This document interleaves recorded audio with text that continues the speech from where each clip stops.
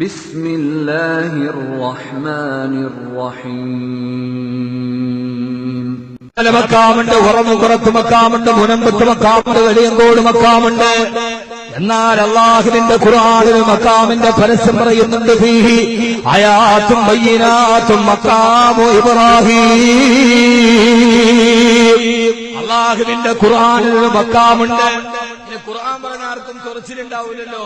ഖുർആനിൽ മക്കാമ് പറയുന്നുണ്ട്. ഏതാണ് മക്കാം?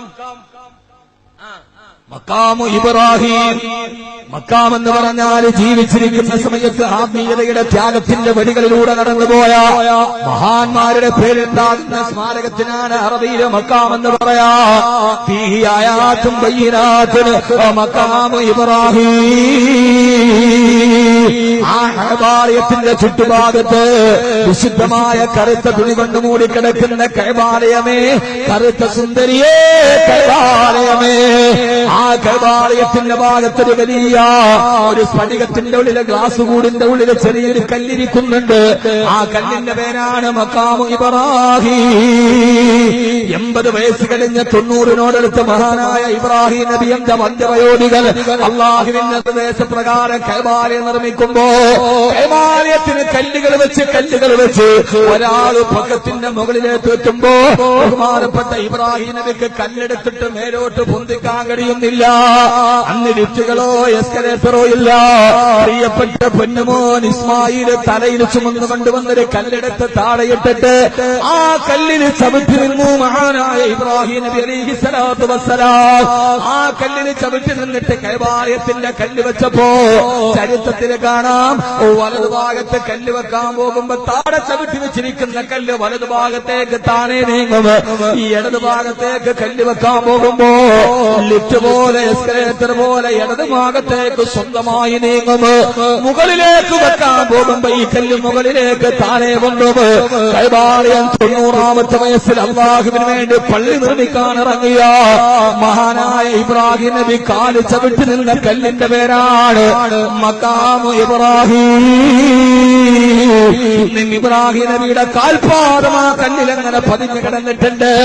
താടി നിറച്ചു കിടഞ്ഞാല്, തല നിറച്ചു കിടഞ്ഞാല്, ജീവിതത്തിന്റെ സായാഹ്നഘട്ടത്തില് വാർദ്ധക്യമായി കരുതിയിട്ട് വീട് ഭരിച്ചു നിൽക്കാനല്ല വയസ്സന്മാരെ 90 വയസ്സുകാലത്ത് അല്ലാഹുവിന് വേണ്ടി സമർപ്പിച്ചതിന്റെ അടയാളമായി മക്കാമു ഇബ്രാഹീം എന്നാകെ പടച്ചു വെച്ചിട്ടുണ്ടെങ്കിൽ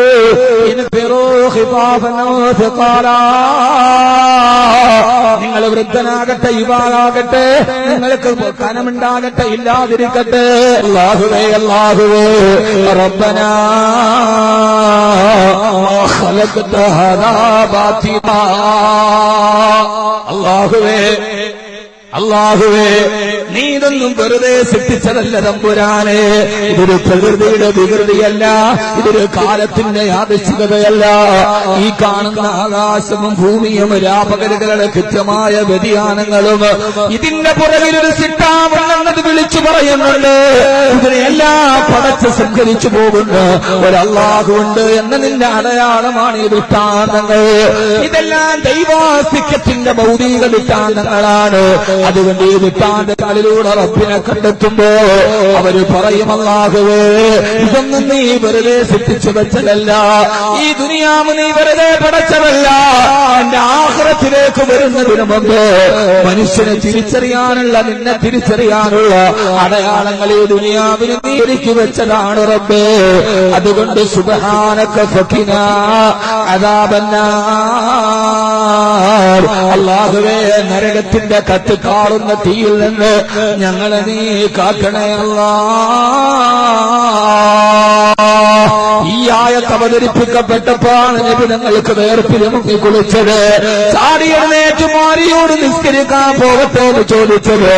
സുബഹിയുടെ ബാങ്ക് വിളിക്കുന്നത് വരെ മസ്ജിദുൻ നബവിയിൽ ഇരുന്നിട്ട് തേങ്ങി കരഞ്ഞത്. ബിലാലേ ഇത്രയും പറഞ്ഞിട്ട് അല്ലാഹുവിന്റെ റസൂല് പറഞ്ഞു, ബിലാലേ വൈകുന്നേരമാണ് നശിച്ചു പോകട്ടെ. ലിമൻ ഖറഅ ഹാദിഹിൽ ആയ, ഈ ആയത്ത് പാരായണം ചെയ്യുകയും വലം യതഫക്കറു ഫീഹാ, ഈ ആയത്തിനെ കുറിച്ച് ഒരാൾ ചിന്തിക്കാതിരിക്കുകയും ചെയ്താൽ അവൻ നശിച്ചു പോകട്ടെ ബിലാലേ എന്ന് ഹബീബായ നബി മുഹമ്മദ് മുസ്തഫ